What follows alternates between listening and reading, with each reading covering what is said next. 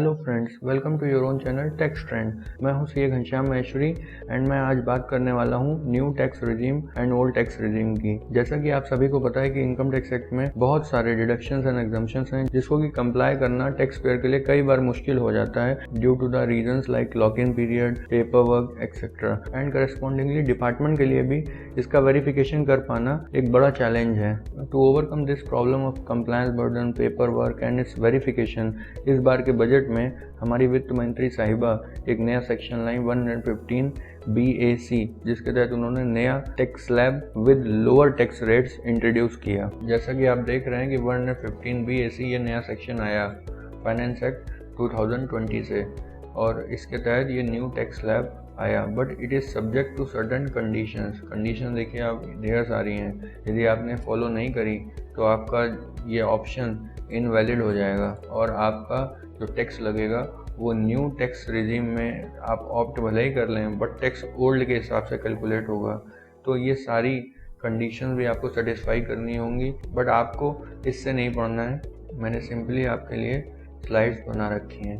But जैसा कि आपको पता है कि हमारी वित्त मंत्री साहिबा जैसे खुद कंफ्यूज रहती हैं, इस बार के बजट में वो हम टैक्स पेयर्स को भी कंफ्यूज कर गई और इस न्यू टैक्स स्लैब की अमेंडमेंट से कई सारे सवाल उठे और मैंने ऐसे 12 सवाल आइडेंटिफाई किए हैं जो कि आम आदमी को, टैक्स पेयर को परेशान कर रहे हैं कि ओल्ड टैक्स स्लैब को चुने या न्यू टैक्स स्लैब को चुने। आज मैं इस वीडियो के माध्यम से इन्हीं सारे सवालों के जवाब भी आपको प्रोवाइड करूंगा, तो इस वीडियो को अंत तक जरूर देखें और यदि अभी तक आपने इस चैनल को सब्सक्राइब नहीं किया है तो प्लीज सब्सक्राइब जरूर कर लें। तो ये जो न्यू टैक्स स्लैब आया है ये business class and salaried class दोनों के लिए एप्लीकेबल है, बट हमने ये वीडियो सैलरीड क्लास को ध्यान में रखते हुए बनाया है। तो यदि आप एम्प्लॉयर हैं तो इस वीडियो को ध्यान से देखें to correctly deduct the TDS of the employees, and यदि आप एम्प्लॉय हैं तो आप ये जान पाएं कि हमें कौन सा ऑप्शन चुनना है। वैसे तो बिजनेस क्लास के लिए न्यू टैक्स स्लैब बेनिफिशियल नहीं है, बिकॉज यदि आप एक बार ऑप्ट करते हैं तो ऑप्ट आउट तो एक बार कर सकते हैं और ओल्ड टैक्स स्लैब में वापस आ सकते हैं, बट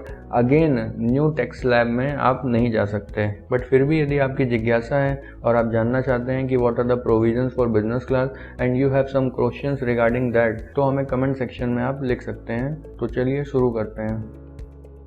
आज हम क्या क्या टॉपिक कवर करने वाले हैं ये जानते हैं। Old tax slab and new tax slab क्या है एंड हमें क्या टैक्स बेनिफिट नए टैक्स स्लैब से मिलने वाला है corresponding to old tax slab. Number 2, list of exemptions and deductions जो कि हमें न्यू टैक्स स्लैब में नहीं अलाउड होने वाली हैं। नंबर 3, एनालिसिस हम करने वाले हैं कि आपको कौन सा टैक्स स्लैब चुनना चाहिए based on your income and the investments you have made. And मैं आज 12 अनसुलझे सवालों के जवाब आपको देने वाला हूं जो कि बहुत फ्रिक्वेंटली मेरे पास आते हैं, जो कि आपको यूट्यूब पे कहीं नहीं मिलने वाले हैं। ये टॉपिक तो ओल्ड हो चुका है बट इन सवालों के जवाब आज तक नहीं मिले, इसीलिए हमने इस वीडियो को लॉन्च किया। इसलिए इसको ध्यान से सुनिएगा एंड वीडियो को अंत तक ज़रूर देखिएगा and at the end of the video we will deal with the summary. जैसा कि आप देख रहे हैं, एक तरफ मैंने टैक्स स्लैब बना रखे हैं 0 से लेके 15 लाख एंड मोर तक हमारा इनकम स्लैब्स हैं। Old tax slab and new tax slab में क्या टैक्स रेट्स थे, तो आप देखेंगे नॉर्मल सिटीजन के लिए हमारा 2.5 लाख रुपए तक तो 0% टैक्स था एंड 2.5 लाख से 5 लाख तक हमारे पास 5% टैक्स रेट है एंड 5 लाख से 10 लाख के बीच में हमें 20% टैक्स देना पड़ता है और यदि हम 10 लाख से ऊपर जाते हैं तो हमें 30% टैक्स देना पड़ता है और यदि आप सीनियर सिटीजन हैं तो हमें 3 लाख रुपए तक 1 रुपये भी टैक्स नहीं देना पड़ता, एग्जम्पशन है। और 3 लाख से 5 लाख तक हमें 5% टैक्स देना पड़ता है, 5 लाख से 10 लाख तक 20% एंड 10 लाख से ऊपर 30%। In case of super senior citizen हमें 5 लाख रुपए तक 1 रुपये नहीं देना, 5 लाख से 10 लाख तक 20% अगेन एंड 10 लाख से ऊपर 30%। बट नए टैक्स स्लैब में ऐसा क्या हुआ कि लोगों को बेनिफिशियल नजर आ रहा है, बट है भी कि नहीं ये भी हम इस वीडियो में जानेंगे। तो नए टैक्स स्लैब में 2.5 लाख रुपए तक आपको 1 रुपये टैक्स नहीं देना। हम 2.5 लाख से 5 लाख की बात करें तो 5% हमें टैक्स देना है एंड 5 लाख से 7.5 लाख रुपए तक 10%, 7.5 से 10 लाख रुपए तक 15% एंड 10 लाख रुपए से 12.5 लाख रुपए तक 20%, 12.5 से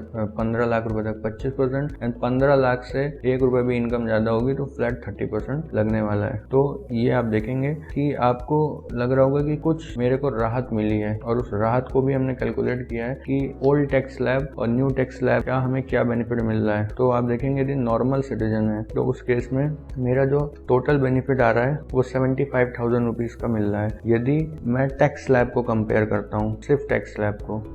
और यदि मैं सीनियर सिटीजन हूँ तो मेरे को यही बेनिफिट 72,500 का मिलने वाला है।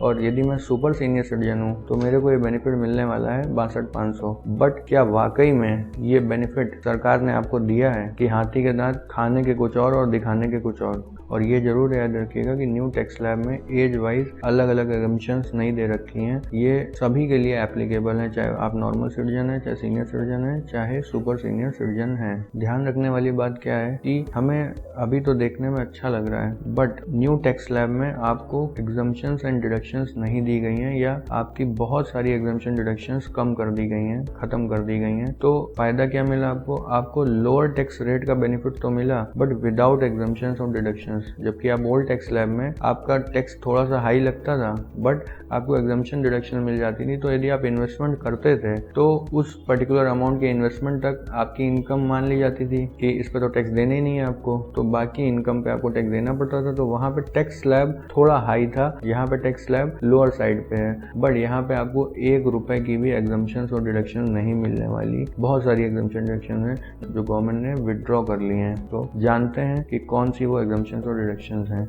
List of exemptions and deductions not allowed under new tax regime. तो सबसे पहले आप देखेंगे कि इन्वेस्टमेंट्स या पेमेंट्स करने के लिए आपको गवर्नमेंट कुछ डिडक्शन देती थी। मैंने यहाँ पे सारी नहीं कवर करी है, जनरली करी है जो लगभग हर आदमी उसको क्लेम करता ही करता है यदि उसने इन्वेस्टमेंट कर रखी है। तो जैसे आप देखेंगे 80C की सारी इन्वेस्टमेंट हो गई, LIC, EPF, PPF, NSC, Sukanya Samriddhi, FDR, ELSS, ये सारी एग्जम्पशन। लोन का रीपेमेंट, उसका जो प्रिंसिपल अमाउंट होता है उसकी हमको डिडक्शन मिलती है, वो भी उन्होंने विड्रॉ कर ली। 80CCD1 का जो कंट्रीब्यूशन होता है NPS का, उसको भी पूरा विड्रॉ कर लिया। 80CCD1B इवन जो एडिशनल अमाउंट ऑफ NPS होती थी 50,000 तक, वो भी विड्रॉ हो गई। 80D भी विड्रॉ हो गई, medical insurance, medical expense for dependents. Interest on housing loan का हमें बेनिफिट मिलता था, वो भी विड्रॉ कर लिया गया। Interest on saving bank account या FDR पे जो आपका ब्याज आता था वो भी टैक्सेबल हो जाएगा न्यू टैक्स रिजीम में। इंटरेस्ट ऑन एजुकेशन लोन, इसकी आपको डिडक्शन मिलती थी, वो भी उन्होंने विड्रॉ कर ली। और इन केस आपका इन सबसे मन नहीं भरा तो आप डोनेशन दे देते थे, तो वो सारे डोनेशंस भी अब आपको न्यू टैक्स रिजीम में बेनिफिट नहीं देने वाले। तो ये सारी जनरल डिडक्शंस हैं। वैसे तो 80C से 80U तक सारी विड्रॉ कर ली हैं